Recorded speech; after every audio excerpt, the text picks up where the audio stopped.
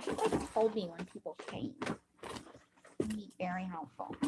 All right, today we're just gonna be singing some songs and stuff because I've been working all weekend and I need some time off. So we're gonna put on a hat and look kind of edgy. Dang, who is she? I don't know. Alrighty, I'm gonna clean up a little bit. Anyway, how's everyone's day going? No one's here, so it's just gonna be me singing. Maybe I'll work on some play stuff. Somebody's here. Hello, somebody. I don't know who you are. If you want to tell me, that'd be great. That burp real quick. I gotta finish me up.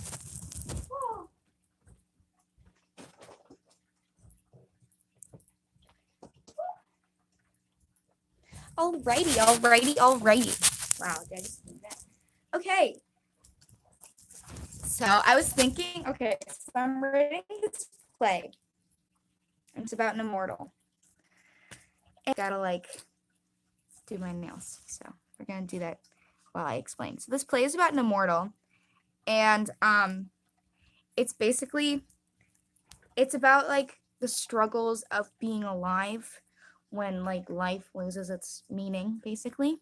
Hello, Jessica. And so the play is about that, and my cat's here now, so I can't. So it's kind of about like struggling with like life and death and dying, and just basically live through all the centuries. So I thought I'd share some songs from that. Some of them are duets, so you're gonna get me singing both parts, which is great. Kitten, come here. I'm gonna show you my cat because my cat is the best. Aren't you? Look on camera. It's you.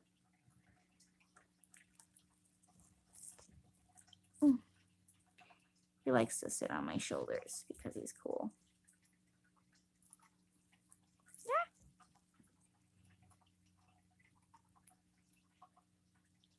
Yeah. He's like my parrot. Okay.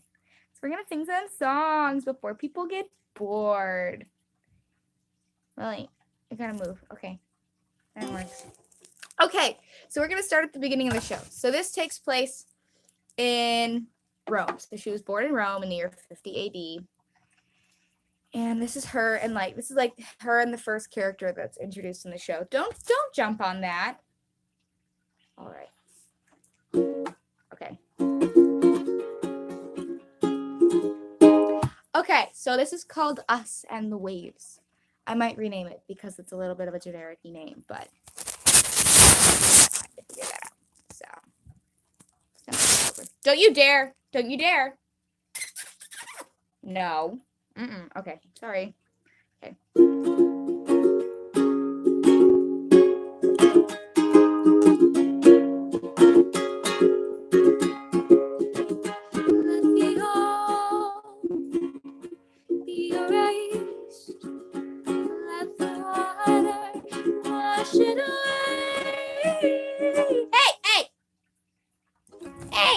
Hey! Sorry, I'll be right back. I gotta kick him out.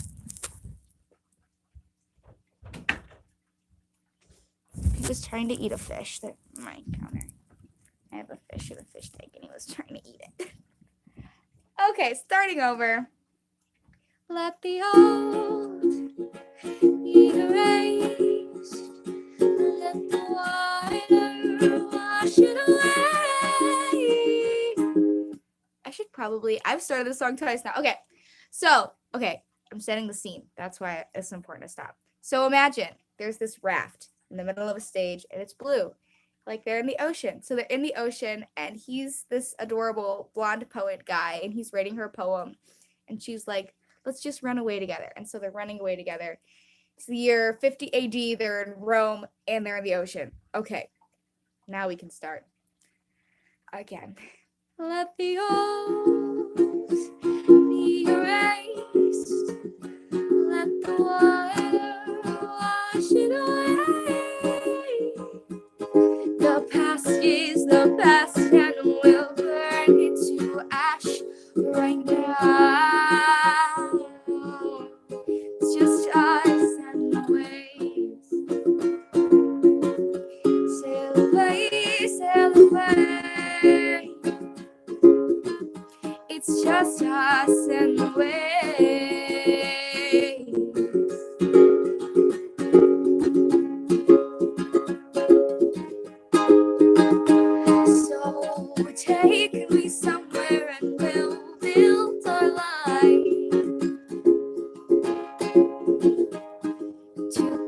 figure out what we have and what we've yet to find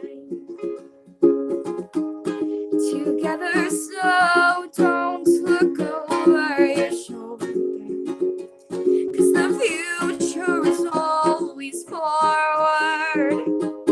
The past is the past and will burn into ash right now. It's just us and the waves. Sail away, sail away. It's just us and the waves. And so now it goes into the duet part between the guy and the girl.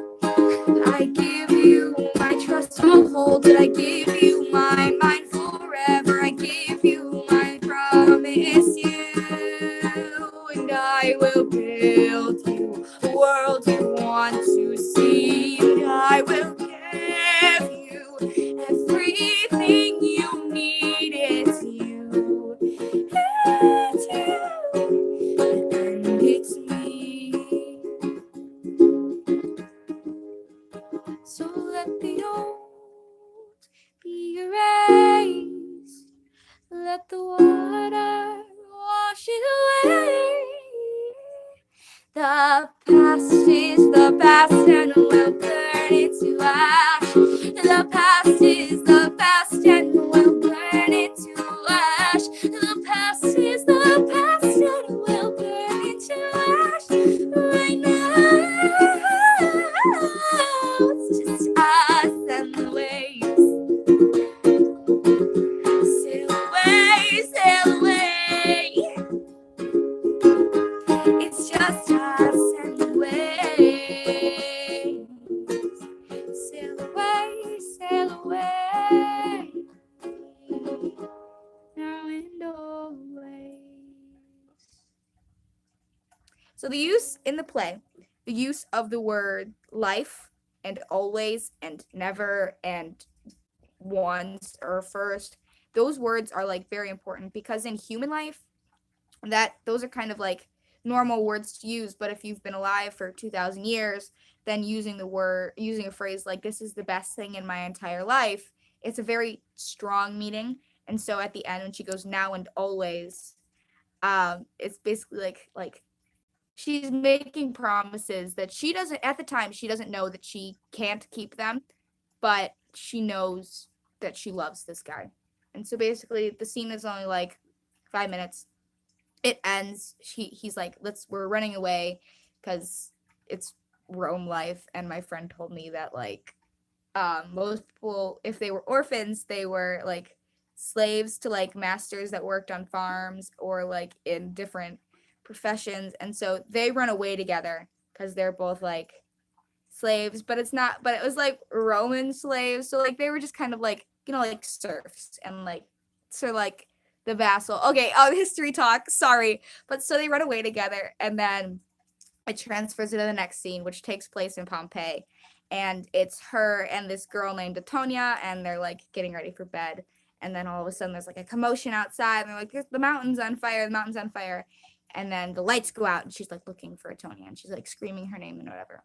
And at this point, she realizes she's not like everybody else, right? So she's kind of like figuring herself out all through the first act. So there's 3 acts, each one is 30 minutes, and there's 2 15-minute intermissions. And so whole first act is her finding herself out. And then at the end of the first act, she survives the plague. And so at the end of the first act, it's like AP World. That's where I got all this information from, just so we're clear. But like so she's in 1500s England, and she's a writer, and so she's kind of like struggling to like get her work out there because of course she's a female, and so she's writing under a pen name of Julius, and then she's writing for the London Gazette, and now it's the 1700s, and she meets this girl named Rose, and they kind of like get together. But it's the 1700s, and so nobody can know, and somebody finds out something, and Rose is so upset. And so this next song takes place basically Rose comes in and she's like, you have to leave, you have to go, we can't be together anymore. They just hung a man in the square, and it's because he was a homosexual, and so she's just really scared. And then Julia is going on about how it worked in Rome and how it can work now. But sadly, Rose kind of takes that personally because she says, well, I think the exact quote is, they're going to kill us. No, they're going to kill me. They're going to kill me. They can't kill you. And so she kind of takes it personally, and it just kind of like creates this big rift. And so this is their duet. And so it's Julia begging Rose to stay and Rose telling her to go. So that's in this key. Please don't go, you know that I can't stay. It worked in Rome, how the world's changed. Please don't go, committing crime, committing sin. It worked in Rome, you have no clue what trouble we're in. Trouble we're in, it's dangerous. I don't expect you to understand. You, me, us, and everything else at hand.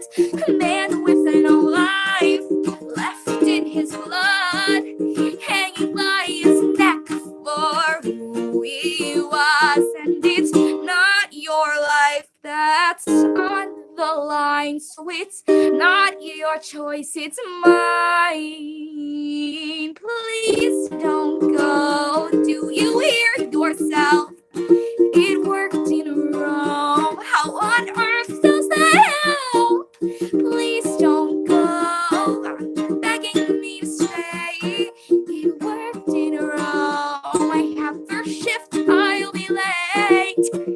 Shit, I'm gonna be late. I can protect you, and I will keep you safe. I don't know where, I don't know when, but we'll go far away. It'll be us, just us, because I love you. Please don't go. It worked in Rome. Please don't go. It worked in Rome.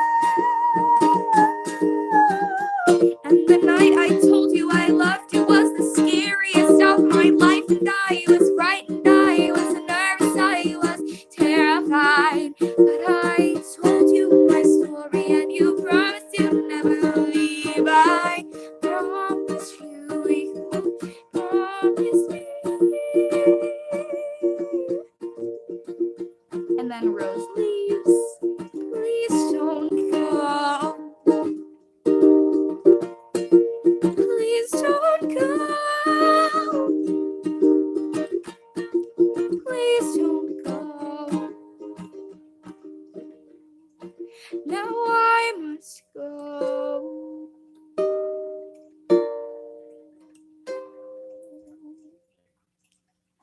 And so basically, that's the end of Act 1.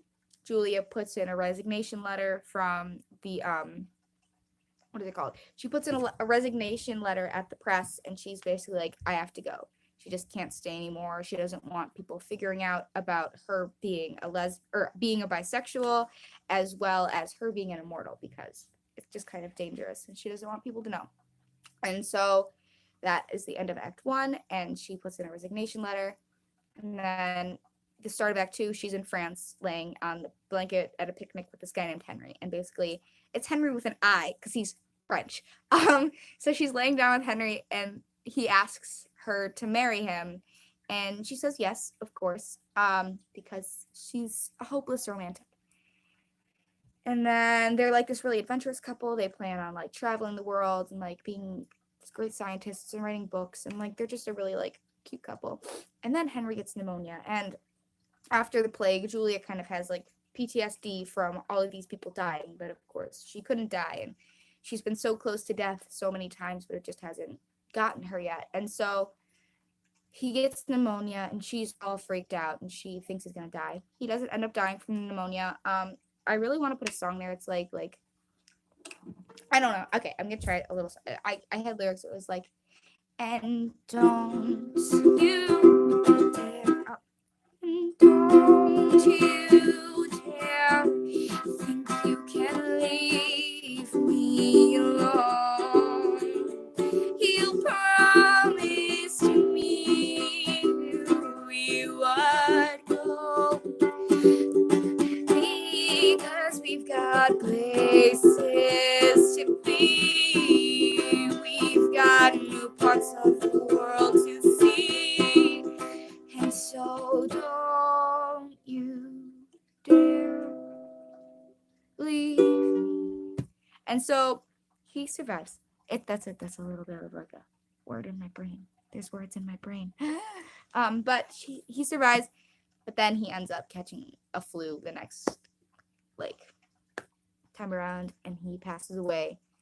And so the second act is all about death and her just dealing with this struggle. And she tried. Okay, and so after that, it's the outbreak of World War I in Belgium, and so there's this and so Franz Ferdinand is my favorite historical character that got assassinated and started World War I.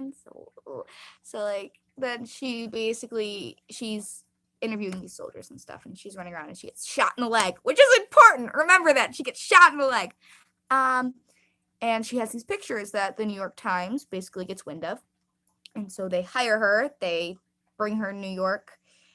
And so she's in New York and she meets this guy named Charles Martin. He's so great. I love Charles. If I was a bisexual, I would date Charles because basically they fall in love. He's like the chief editor at the time. Well, he wants to be the chief editor at the Times, but he basically introduces her to New York City. And then he takes her dancing, which is super cute. And there's a really funny joke in there about how he was a ballerina when he was 12 years old, and his mom made him dance because he had a bunch of sisters and everything. And so he dances and he teaches her how to dance, and then they go back to Julia's place, and he's like, I don't believe in love at first sight. I'm a logical guy, but I really do love you. And she basically shuts him down because at this point she's lost so much. While she was with Henry, she gets a letter from the press, the London Gazette, that Rose is dead. And so she's dealing with that death. She's dealing with Henry's death.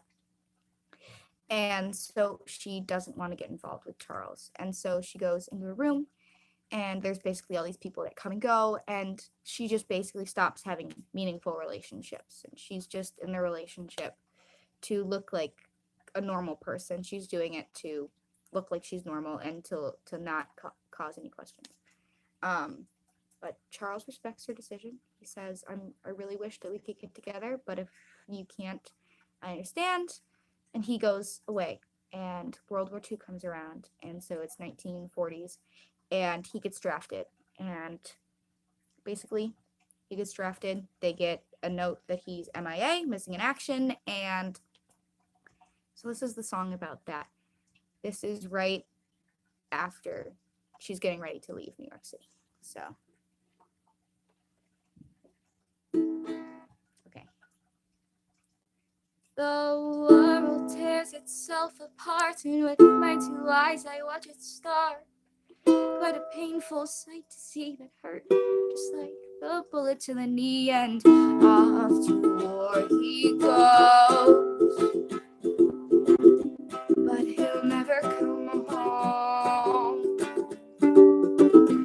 He was on a boat in the Atlantic that went down.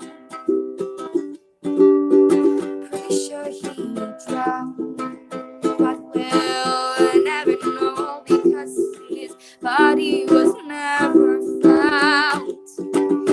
And he's gone, like everybody is gone, gone. So many people are gone, off to war they go. Gone, so many people are gone,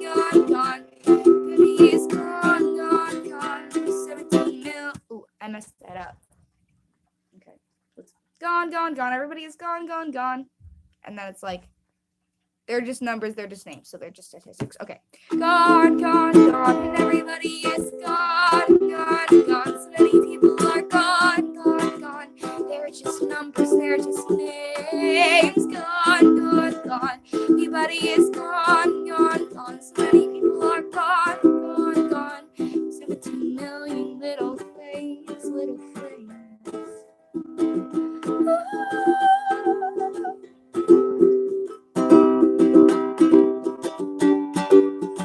And for a moment I imagine that he swam himself to shore somewhere in France or in Spain or in Ecuador. He has a little life, he has a perfect wife, he is alive.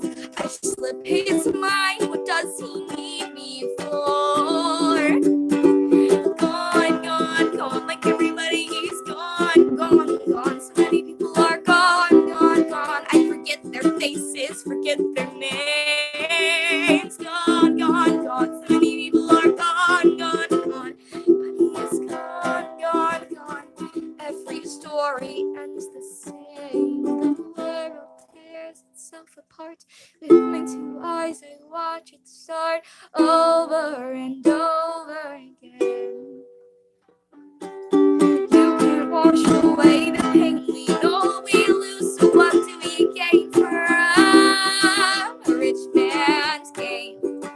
Gone, gone, gone. Everybody is gone, gone, gone. So many people are gone, gone, gone. Off to war they go. Gone, gone, gone. Everybody is gone, gone, gone. So many people are gone, gone, gone. And they are never, ever coming home. So that song is about all of these people that have died in different wars. I mean, Julia lived in England for like years and years and years and years, from like 500 AD to like 1800. So like she lives in England, and so she's seen all these wars and what they can do. And then she sees World War I and World War II. So it's about all these people that go off. There were 17 million casualties in World War I, and that's where the number 17 million comes from. But basically she's talking about how all these people just turn into statistics after they die, and how maybe Charles survived and maybe he's alive somewhere, but he abandoned her. So it turns in not only into sadness for mourning him, but also like what he's doing to her. And this song turns into people dying as well as people leaving her. And so that's why Everybody's Gone is kind of like a 2-tiered thing. Also, I got to question what this musical is. It's actually a play, because I don't want to write a lot of songs for this one. I think in songs, and so I've just been having some fun writing them. I'm probably going to release like an album thing for it, but it's just a play. And the things I'm just like basically working on songs just for practice. And so Charles is gone. She feels like he abandoned her. And then that's another death. So there's 3 deaths in the play, or in this act, which is Act 2. And then it ends with Julia's funeral. So basically she fakes her own death, which is awesome. So she's dead. She leaves New York, and then it starts Act 3. So the second act is all about death. I don't know what the third act is about yet, because I've only written 2 scenes for it.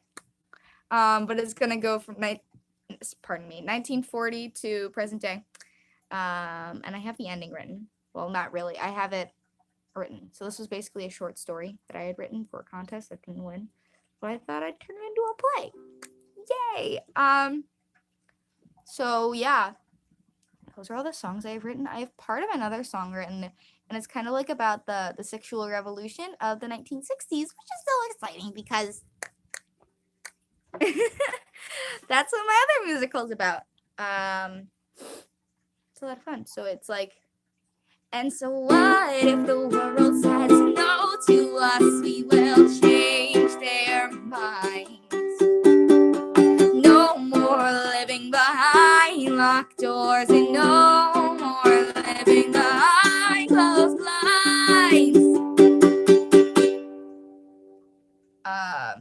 We will be changed. We will lead the way. Only live once, so take what you got and seize the day.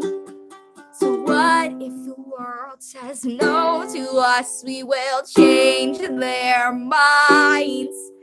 Get the revolution, start a fire, it happens all the time. And from what I've seen with my own eyes, it's a 50-50 shot, but it's better than a compromise. I can protect you, and I will keep you safe. I know where I know when I have found my place.